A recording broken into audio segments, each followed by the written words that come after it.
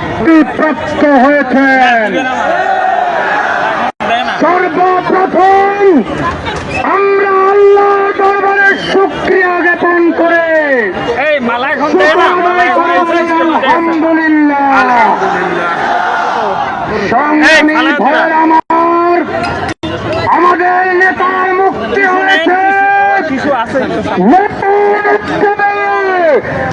আন্দোলন শুরু করতে হবে। জুলুম নির্যাতন করে ইসলামী আন্দোলনের অগ্রযাত্রাকে রুখে দেওয়ার যারা দিবাস্বপ্ন দেখে তারা ভুলের মধ্যে আছে। পরিষ্কার আহ্বান, আমাদের রাহবরের নেতৃত্বে যে আন্দোলন শুরু হয়েছে, এই আন্দোলনের মাধ্যমে